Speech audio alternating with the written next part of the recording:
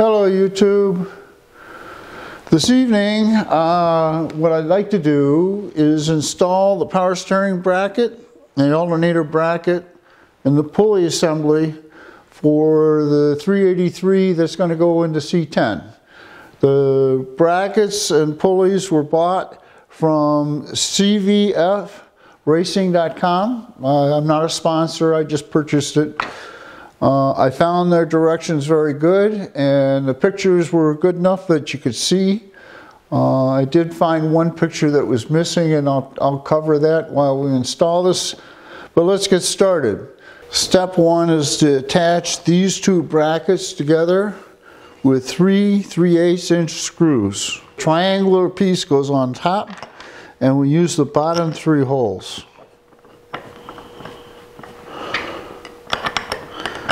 And I'm just going to tighten these bolts snugly, but not to finish torque, because I'm going to take this thing back off again, I think, and I'm going to powder coat it all black.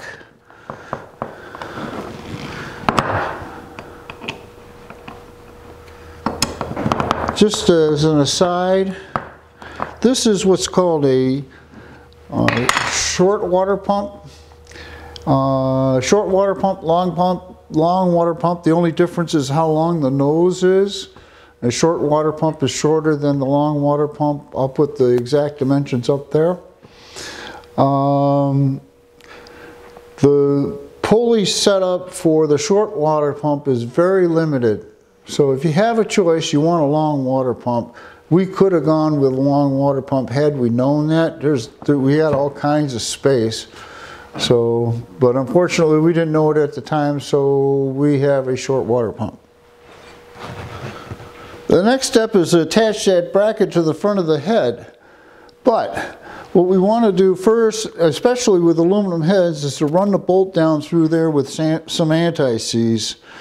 We definitely don't want to seize a bolt up into this aluminum head. So just take a bolt, run it in there with some anti-seize, and that way you won't have a problem. So the next step is to, in fact, bolt the bracket to the head.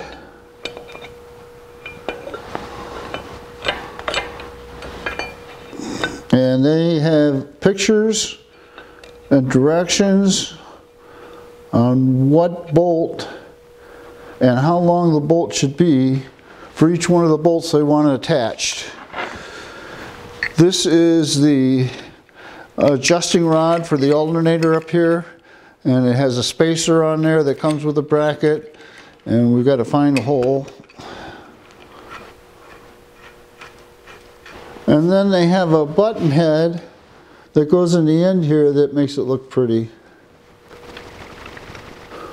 So that's the bracket for the alternator. Let's set the alternator on there. Now what they've got is they've got a long bolt with a spacer and a spacer. So we got to take the alternator, set it in here, put a spacer in front, spacer in the back, and that'll put the alternator in the right position. The short spacer goes towards the front.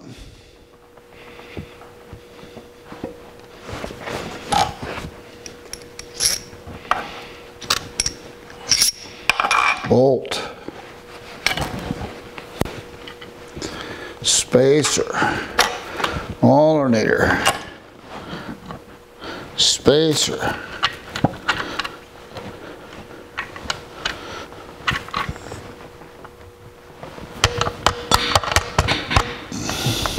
come on, there we go.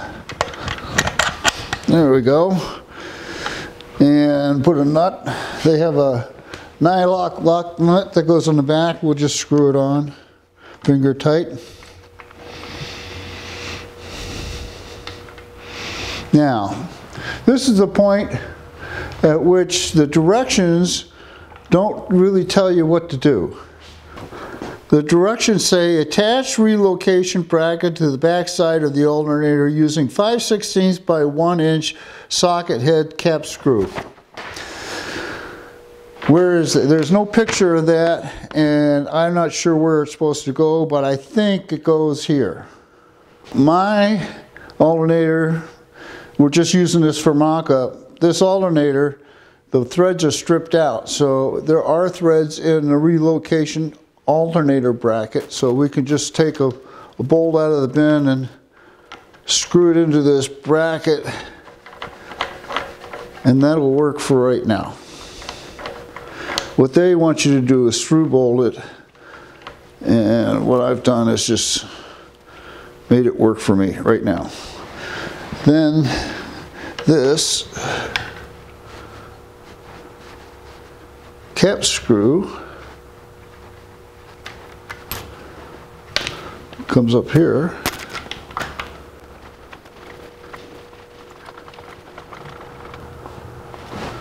and we have our alternator mounted. Let's take a look. Pretty straightforward. It uses the 3 bolts on the front of the head, 1, 2, 3, and they provide the hardware. And this top bolt has a linkage on it that goes up to the what they're calling the relocation bracket, and then comes over to the old adjuster bolt. So this now can push up and down.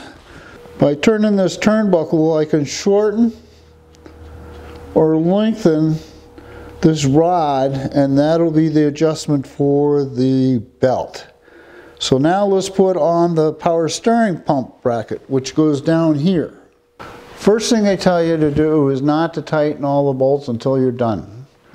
The next step is to attach the front and rear power steering bracket to the engine block using 4-inch socket head cap screws with 2 3/4 inch spacers between the brackets.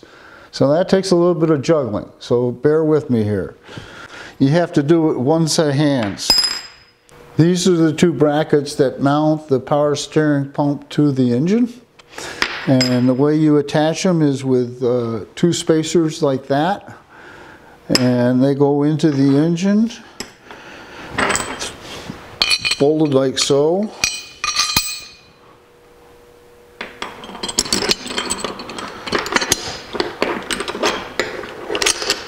And on the block they have to go. So follow me over there and we'll put this on the block.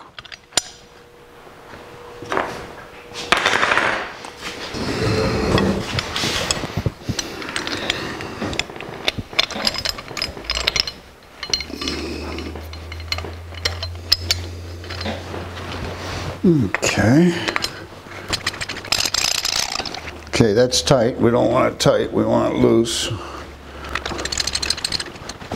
And there's the power steering pump bracket, loose. So let's put the pump on. Power steering pump. When the power steering pump came to me, it had this stud in the back of it. And I called up and they said to remove it because it doesn't belong there for this application. And it does not create a leak.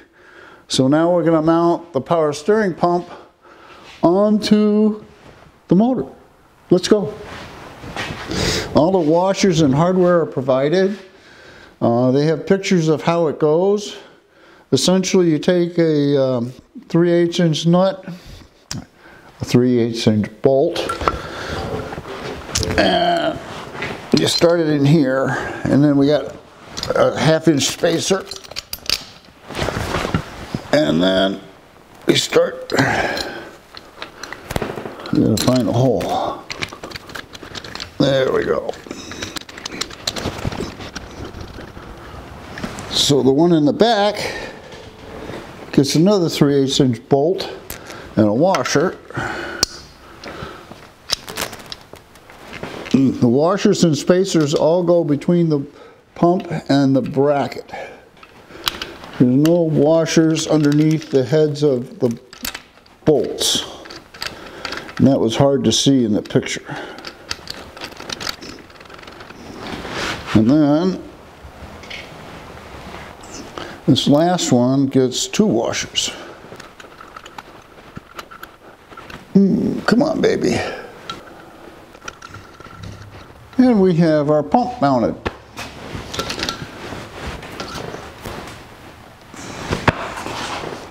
Next thing is we got to do the pulleys. You take the old ones off.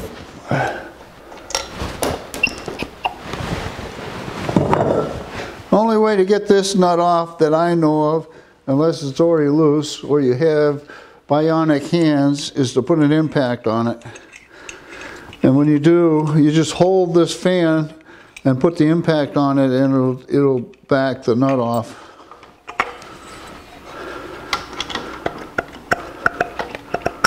So now we're ready for our pulleys.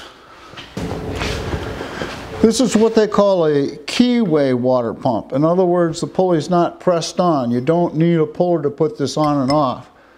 But there's a key that goes in the shaft that you absolutely don't want to lose, because you probably won't be able to replace it. So in this case, I've put it away in a safe place, and I'm not going to install it right away because I want to see how everything fits up. But there's that pulley, power steering pulley.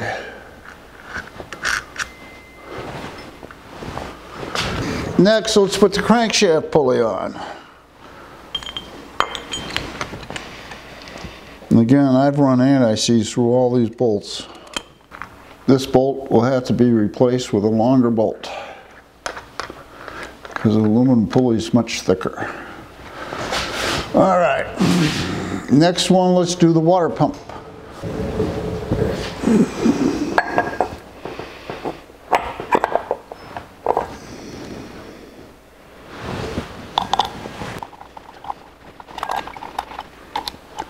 Now, something I learned, these bolts that they give me are too long.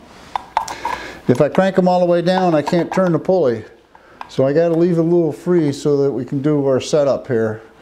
I'll have to grind off the ends of those bolts. All right, alternator. The fan goes on first with the blades facing towards the alternator. Then the pulley. And that's not right. The pulley goes on like that. And we got to put the nut on. Washer and nut. Okay. And then they have a nice cover that goes over that to hide the nut. So it kind of finishes off the alternator, which makes the alternator mean we're going to have to replace that because that is really an eyesore. Also, I don't like this either. I think we're going to have to cut this off. This must be for like air conditioning or something. We don't have that. So I think what we're going to do is lop that piece off so it just comes straight down and stops instead of sticking out like that. But all the pulleys line up just the way they should. Everything clears. So that is the install of CVFracing.com's pulleys, power steering brackets, and alternator bracket. Before we go, let's give you a close-up of the engine and its pulleys. Here's a crank, power steering, water pump, and alternator. And they all line up. If you look at the V's, the pulley lines up, and that pulley lines up. So we're all in good shape. Keep watching, there'll be more.